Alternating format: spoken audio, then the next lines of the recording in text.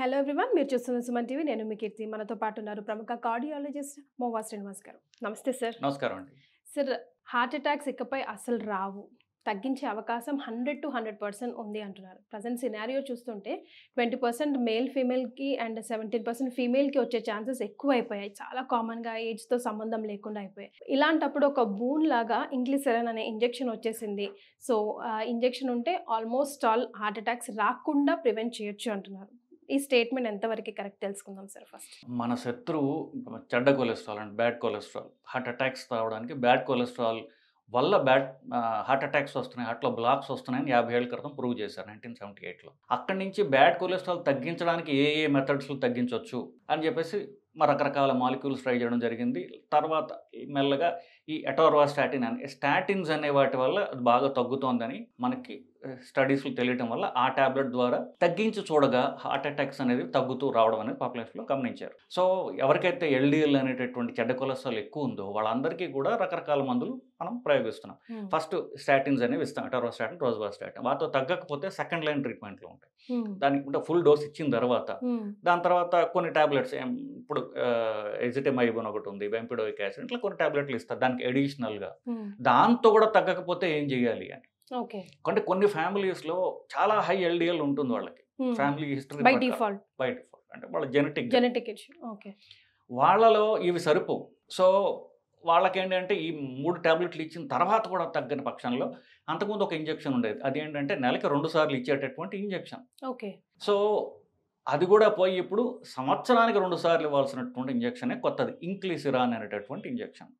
ఇవన్నీ కూడా basically LDL తగ్గించడం ఎలా చేస్తాయంటే, లివర్, మా శరీరంలో ఉన్నటువంటి లిపిడ్ ఫ్యాక్టరీ ఏదైతే లివర్ ఏదైతే ఉందో, లివర్లోకి ఇది బాగా చెడ్డ కొలెస్ట్రాల్ లోపలికి లివర్లోకి వెళ్ళిపోతే లివర్ దాన్ని శుద్ధి చేయగలదు, రక్తంలో ఉన్నది. కానీ వీళ్ళకి అందరికీ అసలు కొలెస్ట్రాల్ ఎందుకు ఎక్కువ ఉంటుందంటే, లివర్ మీద ఉన్నటువంటి డోర్స్ ఏవైతే ఉంటాయో కొలెస్ట్రాల్ అబ్జార్బ్ చేసుకోవడం అవి సరిగ్గా ఉండవు, తక్కువ ఉంటాయి, ఉన్నవి జామ్ అయిపోయి ఉంటాయి. వాటిని క్లీన్ చేసి ఆ రిసెప్టార్స్ అంటే లివర్ మీద ఉన్నటువంటి కొలెస్ట్రాల్ తీసుకోవడానికి లివర్ని క్లీన్ చేస్తుంది అనమాట. సో రక్తంలో కొలెస్ట్రాల్ అంతా కూడా లివర్ తీసుకుని అది శుద్ధి చేయగలదు. దానిలో ఇది లేటెస్ట్ ఇంజెక్షన్ ఇది. ఓకే. సో ఇయర్లీ 2 times అంటే యాజ్ అన్ ఇన్సులిన్ తీసుకోవాలా, ఎవరు తీసుకోవాలి, ఎప్పుడు తీసుకోవాలి, లైక్ ఆల్రెడీ స్టన్స్ వేసిన వాళ్ళు కూడా తీసుకోవచ్చా, అలాంటి పారామీటర్స్ ఏమున్నాయి సార్? సో బేసికలీ ఇది చెడ్డ కొలెస్ట్రాల్ ఎక్కువ ఉన్న వాళ్ళకండి.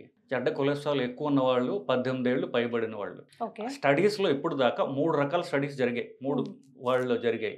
3ట్లో కూడా 18 ఏళ్ళ కంటే కింద వాళ్ళని వీళ్ళు పరీక్ష చేయలే, ఎందుకంటే వాళ్ళలో అరుదు కాబట్టి. ఇప్పుడు ఎంత జెనెటిక్ రిస్క్ ఉన్నా 18 ఏళ్ళ తర్వాత వస్తుంది, ఎందుకంటే ఆ కొలెస్ట్రాల్ పెరిగి ఆ రక్తనాళాలని బ్లాక్ చేసేందుకు టైం పడుతుంది. సో 18 ఏళ్ళ తర్వాత వాళ్ళని ఇప్పుడు దాకా పరీక్ష చేశారు. సో వాళ్ళందరిలో కూడా కొలెస్ట్రాల్ ఎక్కువ ఎవరుంటే వాళ్ళు, స్టెంట్ ఉన్నా లేకపోయినా కొలెస్ట్రాల్ ఎక్కువ ఉంటే దాన్ని తగ్గించడానికి ట్రీట్మెంట్ తీసుకోవాలి, దానిలో పరంగా ఇంజెక్షన్ కూడా తీసుకోవాలి. ఓకే. అంటే వీళ్ళ రిస్క్ ఫ్యాక్టర్స్, వాళ్ళ రిస్క్ ఫ్యాక్టర్స్, లేకపోతే మా జెనెటిక్లో ఉందండి, మాకు 40 years దాటిందండి, మేము తీసేసుకుంటాము అన్నది లేదు. కొలెస్ట్రాల్ చెక్ చేసుకొని తీసుకోవాలి. That's very important. ఎస్, అంటే ఇప్పుడు మనకి ప్రస్తుతం ఉన్న డేటా బట్టి కదా చెప్తాం. ఇది 1 year old ఇంజెక్షన్. ఇది ఇప్పుడు దాకా స్టడీస్లో మనకి తెలిసింది ఏంటంటే, ఫస్ట్ లైన్ టాబ్లెట్లన్నీ ట్రై చేసి దాంతో కూడా తగ్గని పక్షంలో ఇచ్చేటటువంటి ఇంజెక్షన్ ఇది. సార్, మరి కొన్ని వాదనలు అసలు ఎల్డిఎల్ లెవెల్తో సంబంధమే లేదు హార్ట్ అటాక్స్కి అని అంటున్నారు కదా, how do you support that? ఒక్కొక్కడికి పర్సనల్ ఇంప్రెషన్స్ ఉంటాయి. సో నాకు ఉల్లిపాయ తింటే కొలెస్ట్రాల్ తగ్గిపోయింది, నాకు తగ్గిపోయింది, మీ ఒపీనియన్ కావచ్చు. మీ ఒపీనియన్ అందరి మీద రుద్దడం అనేది, అందరికి ఇదే కరెక్ట్ అని చెప్పడం అనేది అది సరైన పద్ధతి కాదు, అది సైంటిఫిక్ కాదు. అందువల్ల not proven. Single man's experience or his belief system, అతను అలా నమ్మవచ్చు, అట్లాగా గట్టిగా నమ్మి బలాలు కొద్ది వాదించవచ్చు గాక, అది అతని ఒక అభిప్రాయం మాత్రమే, ఎక్స్పీరియన్స్ కూడా కాదు, అతని అభిప్రాయం. సో మీరు కొలెస్ట్రాల్ టాబ్లెట్లు మానేసేయండి అని చెప్పే వాళ్ళు ఎవరైతే ఉన్నారో వాళ్ళ పర్సనల్ ఒపీనియన్స్. తప్ప కరెక్ట్గా చెప్పే కంటే వాళ్ళ నమ్మకాలు, సైంటిఫికలీ అన్ప్రూవ్డ్ నమ్మకాలు, అవి నమ్మకాల మీద జబ్బులు తగ్గవు. నెక్స్ట్, ఇప్పుడు ఈ డేటా ఏదైతే ఉందో 3 సైంటిఫిక్స్, ఫస్ట్ వాళ్ళు ర్యాబిట్స్ మీద, తర్వాత జంతువుల మీద, మనుషుల మీద చేసిన స్టడీస్లో వాళ్ళకు వచ్చిన డేటా వాళ్ళు చెప్తున్నారు. సో డేటా మనకి సైన్స్ రీసెర్చ్ ఎట్టపకెళ్తోంది, ఎల్డిఎల్ ఇంకా ఎఫెక్టివ్గా ఎలా తగ్గించవచ్చు అని చెప్పేసి. మరి రీసెర్చ్ అంటే ఇప్పుడు దీనికి ఈ డేటా ఈ మాలిక్యూల్ కనిపెట్టడానికి కొన్ని $1 million ఖర్చు పెట్టుంటారు వాళ్ళు. అంత డబ్బు వాడు వృధాగా చేయడు కదా, రీసెర్చ్ ఎటుపక్క వెళ్తుంది, నాకు ఎక్కడ ప్రొడక్టివ్గా ఉంది అని చెప్పేసి. సో రీసెర్చ్ ఏమో ఎల్డీలు ఇంకా ఎలా తగ్గించాలి అని పోతుంది మనుషుల మీద, వీటన్నిటి మీద. ట్యాబ్లెట్లు ఆపేయండి, కొలెస్ట్రాల్ వల్ల నష్టం లేదు అని చెప్పే వాళ్ళకి దీనికి ఆపోజిట్గా మాట్లాడుతున్నారు. సో మనకి లైఫ్ అంతా ఒక పక్క నడుస్తుంది, వీళ్ళు ఇంకొక పక్క నడుస్తున్నారు. వాళ్ళు నడవచ్చు, వీళ్ళ వల్ల ఇన్ఫ్లుయెన్స్ అయ్యే ప్రజలు నష్టపోతున్నారు అనేది నా బాధ, నా experience. Yes of course, but then life is very important. ఒక నమ్మకం మీద కాదు, డాక్టర్స్ చేతిలోనే ఈ రోజుల్లో లైఫ్ ఉంది. ఆఫ్టర్ కరోనాతో డాక్టర్స్ చేతిలోనే, ఫ్యామిలీ డాక్టర్స్ చేతిలోనే కంప్లీట్గా లైఫ్స్ ఉన్నాయనే చెప్పొచ్చు కదా సార్. ఇప్పుడు డాక్టర్స్ వేరు, సరే ఫ్యామిలీ డాక్టర్స్ అంటే ఇప్పుడు అది లేదనుకోని కాన్సెప్ట్. డాక్టర్స్ చేతిలో కంటే సైన్స్ చేతిలో ఉందని చెప్పొచ్చు అండి. ఎవిడెన్స్ బేస్డ్ మెడిసిన్ అంటారు. ఎవిడెన్స్ బేస్డ్ మెడిసిన్ అంటే మీరు ఇచ్చే మెడిసిన్కి ఎవిడెన్స్ ఉండాలి. ఇప్పుడు ఎవిడెన్స్ ఉండాలి. నా ఎక్స్పీరియన్స్, నా నమ్మకం, మా గురువు గారు చెప్పారు ఇట్లా కాదు. ఇది ఎన్ని వేల మందిలో పరీక్షించి చూడగా వీళ్ళకి హాని చేయలేదు, ఈ డోసులో అది సరిపోతుంది, దీనివల్ల ఈ జబ్బులా తగ్గింది, ఇన్ని రోజుల్లో తగ్గింది అనడానికి మనకి ఎవిడెన్స్ ఉండాలి. ఎవిడెన్స్ బేస్డ్ మెడిసిన్స్ ఉండాలి. అలా ఎవిడెన్స్ ఏమిటి? ఈ స్టడీస్ అన్ని ఇదే ఎవిడెన్స్. ఇప్పుడు ఈ మాలిక్యూల్ ఇచ్చిన తర్వాత, ఇంక్లెసరాన్ ఇచ్చిన తర్వాత అది ఆ 50 నుండి 60% మీరు ఎల్డిఎల్ తగ్గించుకుంటూ పోతుంది మీ టాబ్లెట్స్ ఇచ్చిన తర్వాత కూడా. అస్సలు ఛాన్సెస్ ఉండవా సార్? ఇంకా అట్లీస్ట్ అంటే నేను ఇప్పుడు తీసేసుకున్నాను ఆల్రెడీ ఇంజెక్షన్, నేను ఇష్టం వచ్చినట్టు తింటాను, నాకు ఇంకా సంబంధం లేదు, మళ్ళీ ఇంకో కారణాల తర్వాత మళ్ళీ తీసుకుంటాను, ఒకవేళ పెరిగినా అప్పుడు అది చూసుకుంటుందిలే అని బద్దకస్తులు మాలాంటి వాళ్ళు ఉంటారు కదా. సో అసలు కొలెస్ట్రాల్ తగ్గించడానికి ఒక రకంగా చెప్పాలంటే ఎల్డిఎల్ అనేది తిండి, ఎక్సర్సైజ్ ద్వారా పెద్ద తగ్గదండి. తగ్గదు.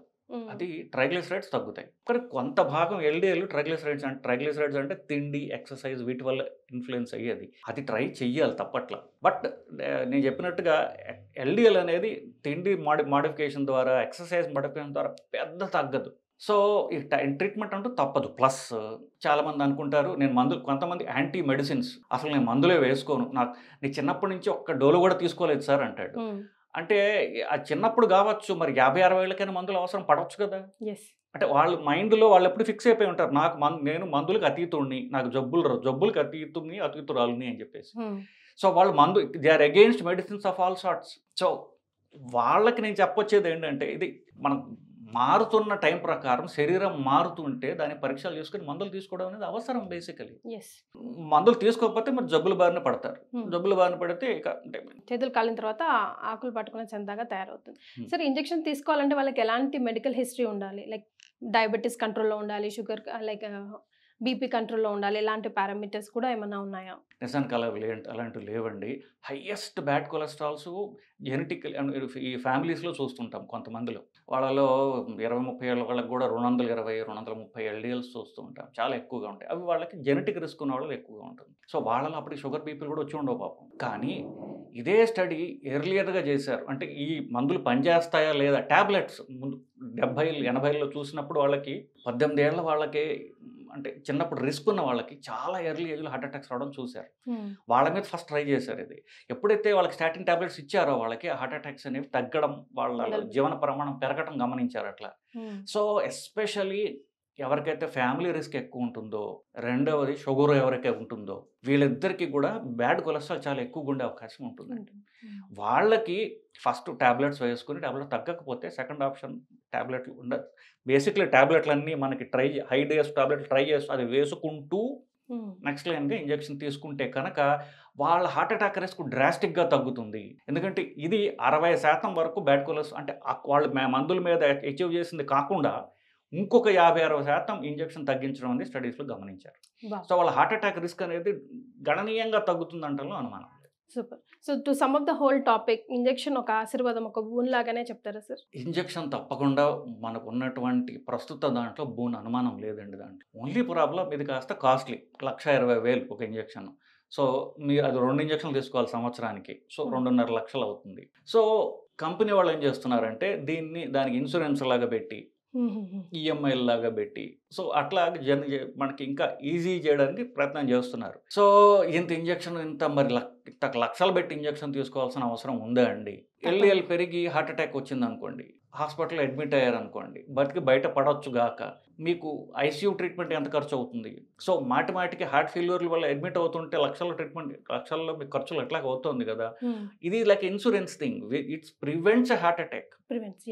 సో మీరు హెల్త్ ఇన్సూరెన్స్ తీసుకున్నట్లుగా ఇది ఒక ఇన్సూరెన్స్ లాగా అనమాట ఇది బేసికలీ, బికాస్ జబ్బు రాకుండా నివారిస్తుంది కాబట్టి. సో అంటే ఈ డెఫినెట్గా ఉన్న మందుల కంటే ఇది అన్నిటికంటే పొటెంట్ మందు. సో ఇది బాగా పనిచేస్తున్నట్లు అనుమానం లేదు. హార్ట్ అటాక్లు నివారిస్తున్న కూడా అనుమానం లేదు. అంటే ఇప్పుడు ఇది మనము జనాల్ని మోటివేట్ చేయడం లేదు, information information there available. So మీరు మనం మొదట క్వశ్చన్, సో అందరూ తీసేసుకోవచ్చా ఇంజెక్షన్, చాలా బాగా పనిచేస్తున్నారు అందరూ తీసేసుకోవచ్చా, అలాంటిది కాదు. టాబ్లెట్లు ట్రై చేసి టాబ్లెట్లు తగ్గని వాళ్ళకి మాత్రమే ఇంజెక్షన్ తీసుకోవాల్సిన అవసరం. Needy. Okay, right sir. Thank you for such a valuable information. Thanks అండి.